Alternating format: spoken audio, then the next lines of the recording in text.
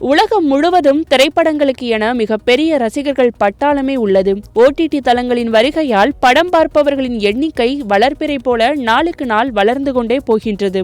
உலகில் அதிக திரைப்படங்களை தயாரிக்கும் இந்தியாவில் கடந்த 2024ஆம் ஆண்டு ஏகப்பட்ட படங்கள் வெளியாகின. குறிப்பாக தென்னிந்திய சினிமாவிலிருந்து ரசிகர்கள் அதிகம் எதிர்பார்த்த பிரபாஸின் கல்கி 2898 AD, அல்லு அர்ஜுனின் புஷ்பா 2 படங்கள் வெளியாகி இந்திய சினிமாவையே ஒரு கலக்கு கலக்கிவிட்டது. இந்த நிலையில் கடந்த ஆண்டில் அதிகம் லாபம் பார்த்த படம் எதுவென்று தகவல் தற்போது வெளியாகியிருக்கிறது. நீங்கள் நினைப்பது போல பெரிய நடிகர்களின் படம் இதில் இடம்பெறவில்லை. மாறாக இளைஞர்களின் மனம் கவர்ந்த பிரேமலு திரைப்படம்தான் 2024ஆம் ஆண்டின் செம லாபம் பார்த்து கொடுத்த படமாக இருக்கின்றது. இப்படத்தின் மொத்த பட்ஜெட் 3 கோடி ரூபாய்.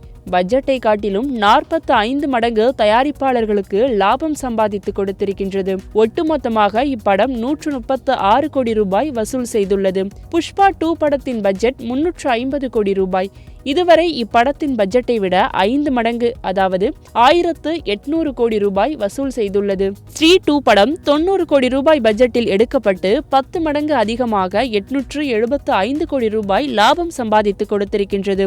கல்கி 2898 AD படத்தின் பட்ஜெட் 600 கோடி ரூபாய். 2 மடங்காக ரூபாய் 1200 கோடி ரூபாய் லாபம் சம்பாதித்துள்ளது. இவற்றையெல்லாம் ஒப்பிடும்போது பெரிய நட்சத்திர நடிகர்கள் இல்லாமல் குறைந்த பட்ஜெட்டில் வெளியான பிரேமலுதான் 2024ஆம் ஆண்டின் ஜாக்பாட் வின்னர்.